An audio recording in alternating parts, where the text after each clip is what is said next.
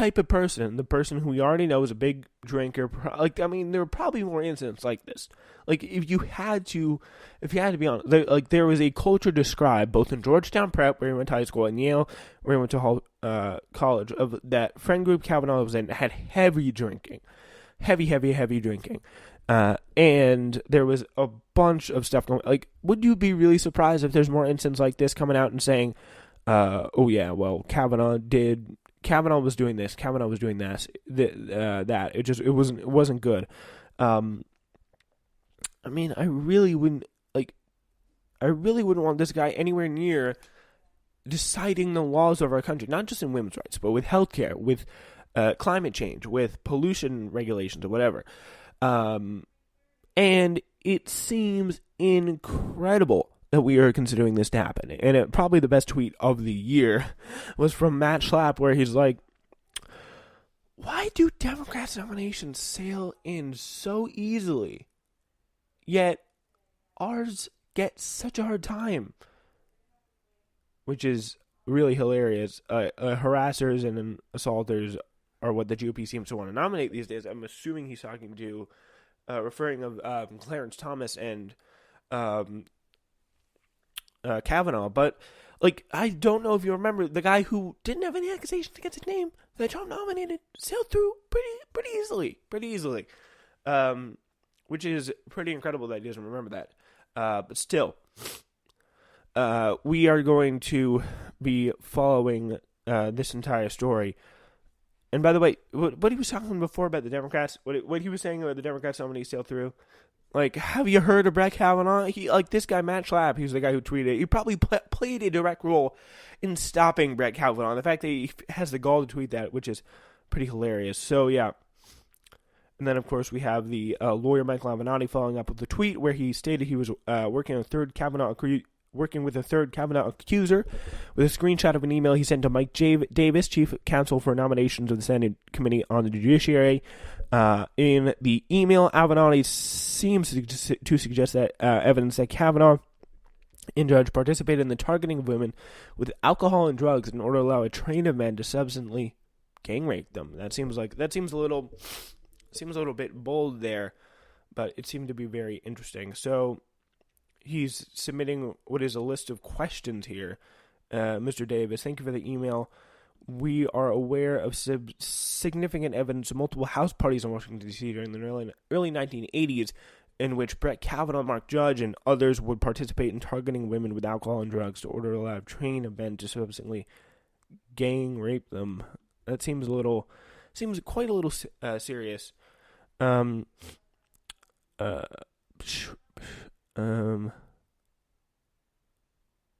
Yeah. So apparently what happened is Mike Davis reached out to Avenatti, and then Davis got a response from Avenatti that came in a very serious way. So we're going to have to follow more on that in the future. So yeah, Newsflash is going to be live for you all week, and we'll be keeping a close eye on that entire situation there. All right, so now we turn back to we turn back to the news today. What else is going on? We got Ed Whelan. He'll be taking a leave of absence from his position at the president of the right-wing think tank Ethics and Public Policy Center, Political Reports.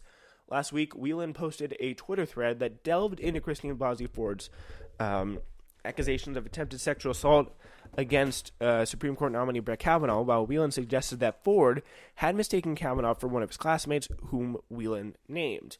The thread also included the blueprints to a house where Whelan claimed the party Ford may have described have taken place. So yeah, they even delve so deep as in to get the blueprints for the house where this party happened. Which is a little insane. But, of course, Whelan offered that, again, there was a doppelganger theory, a case of mistaken identity, which was ridiculous, and he got hammered for that. Whelan offered to resign from his position in light of what he described as an appalling and inexcusable error in posting a series of online comments that he has now deleted, and for which he has promptly publicly apologized. But the EPPC board declined his resignation. The board will meet in a month to review the situation, the statement said. So that is interesting there that he decided to do that. And a little bit, again, surprising that they'd stopped his, or that he was so willing. He was like, I'll just do it, I'll resign. Which seems like not a very conservative judiciary person type thing to do. Like, if it, like, you think the normal behavior in that front was, like, I'm staying on as long as possible. Well, screw you. This is going on as long as possible. I didn't do anything wrong. I just did what I was supposed to. And technically, for his job, for his set of goals, he did pretty much exactly what he was supposed to do. He did exactly what he was required to do. But the thing is, that's kind of what happened when you go a little bit too far and you start tweeting weird stuff like that. All right, we got 2 stories of good news to end the day for you today, and we're going to get right to them. Congressional Republicans are facing a midterm wipeout scenario. It's like it's tsunami scenario. Batten down the hatches. And it's a big deal. So congressional Republicans are facing a midterm election wipeout fueled by voter resistance to President Donald Trump, according to new NBC News Wall Street Journal poll. CNBC here has the breakdown. The survey 6 weeks before the American 6 weeks before Americans headed the polls, we're 45 days away now from the midterms, shows that Democrats are leading Republicans by 52 to 40% for control of Congress. That's a 12-point advantage. It would suggest a blue wave large enough to switch control of not just the House, but the Senate here in this situation. If this 12% point margin holds, it could be like the Senate and the House are both controlled, which is absolutely incredible. Each of the last 3 off-year elections, 2006, 2010, and 2014, voters have flipped control of one or both houses of Congress away from the incumbent's party. This year, the provocative behavior some voters accepted from candidate Trump in 2016 has overshadowed everything else, including falling unemployment, surging growth, and rising stock values. So, which is a little strange because now he's president, and apparently they thought that he wasn't going to be doing this stuff as president. Oh boy, were they wrong. And I mean, obviously, he wasn't going to stop doing it. Like, it's who he is. Like, I think we all got that idea very clearly. The results could not be clearer about making a change in direction for Trump's policies, exclaimed Bill McInturf, the Republican pollster who helped to conduct the NBC Wall Street Journal survey. Once again, the Americans are hitting their brakes in a midterm, which does happen quite a lot. Donald Trump's presidency has been about one thing. Donald Trump, Peter Hart, McInturf's Democratic counterpart on the survey, he makes himself bigger than the economy. In 2018, he's become typhoid Trump, infecting the most GOP candidates he supports. What makes the and so like, pretty much like people are like, no, I don't want your endorsement. Like, this guy does again have literally a 36% approval rating, which is crazy. What makes that conclusion all the more striking is that Trump's job approval rating, at least in this specific poll, is now 44%. He's inched 5 points higher since January. While 52% disapprove and loyalty to Trump among his core supporters, white men without college degrees, rural residents, those aged 50 to 64, is not lifting GOP candidates as voters focus on November choices, which is an incredible funny thing. On the generic ballot, they're down, and they're down by more than Trump's approval rating.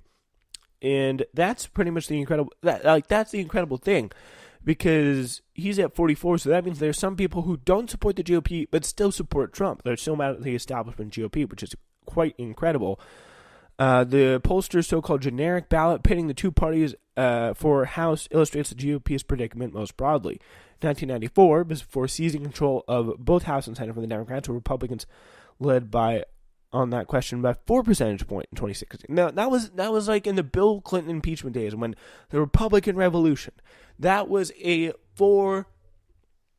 it wasn't Bill Clinton impeachment yet, but it was like the middle of his presidency. 1994, the Republicans led by 4 percentage points in the generic ballot.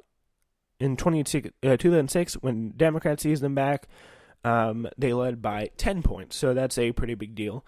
There, but the 12-point national lead already includes a margin of 30 points in House districts Democrats already hold. That means some of those anti-Trump votes will merely translate into larger victories for Democratic incumbents without producing any of the 23 additional seats the party needs to make Nancy Pelosi Speaker again. But the best evidence of vulnerability for Trump and his party lies in the seats that Republicans already hold. The survey shows Republicans are leading only by a single point in the districts that they already control. Like, in their home turf, like, the Republicans are in some serious trouble here, which is incredible. And yeah, so that's pretty much a wow moment there. Overall, a 42% plurality of voters say they want to place a check on President Trump compared to 31% who aim to help him achieve his objectives. Even in the Republican-held districts, 38% want to check on their party's president. Moreover, Democrats have generated wide advantage among key swing groups within the electorate. The polls show them leading by 31 percentage points among independents, 33% among moderates, and 12 points among white women, who are pretty much gone from the Republican Party. And a lot of people, like those working-class women who came out against Hillary Clinton largely, have pretty much all flipped over, or not all, I shouldn't say all, but like a large majority of them, let's just put it that way, have flipped over now to the Democratic side, which is huge for the Democrats. And yeah, that's in big part recently due to Brett Kavanaugh, and that's really turned off a lot of women. So among white college graduates, a group of Republicans carried by 9 points in 2014 midterm elections. Republicans now trail by 15 points. Among white women without college degrees, a group of Republicans carried by 10 points in 2014. Republicans now trail by 5, which is crazy. So all kind of women, they're out of there. The only group where Republicans are leading in is all men over 60, I think over 45 is what it is. And they're leading only by, I think, actually by a pretty significant margin there.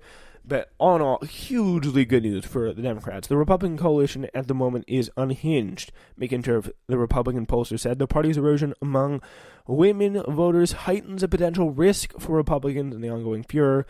Yeah, and probably what is the best quote in here comes from Bill McIntyre about the state of this election.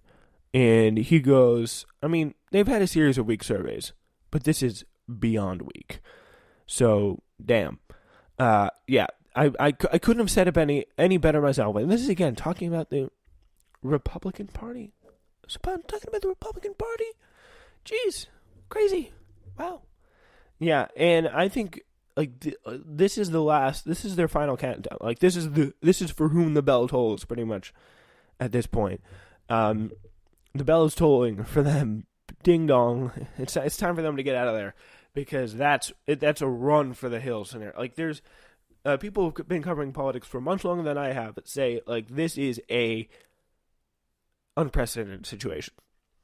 Speaking of unprecedented, the Gozar family Thanksgiving table this year is going to be pretty awkward. That's because 6 of Republican Representative Paul Gozar's siblings appeared in TV ads unveiled Thursday night pleading for Arizona voters to elect Gozar's Democratic opponent, David Brill, to represent the state's western 4th district. Siblings Grace, David, Jennifer, Tim, Joan, and Gaston Gozar were blunt in their assessments of their lawmaker brother, first elected in 2010, couldn't care less about his constituents or their concerns.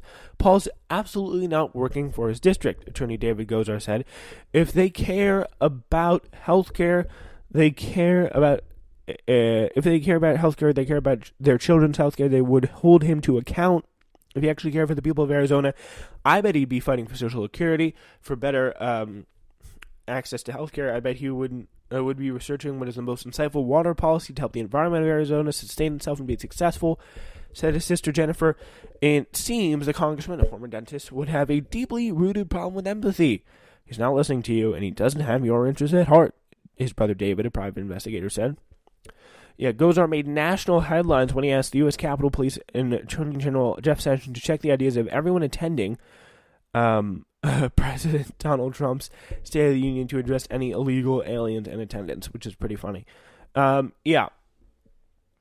So he said, today Congressman Paul Gozar, this was a Twitter account from January 30th, 2018. So yeah, they talked about this arresting illegals at the State of the Union to own the libs like a boss. Yeah, that's it. According to CNN, Gozar is the oldest of 10 children, and among his accomplishments are blaming the Unite the Right supremacist rally last year on billionaire George Soros and organized leftists, Gozar accused source of turning his own people into Nazis, apparently,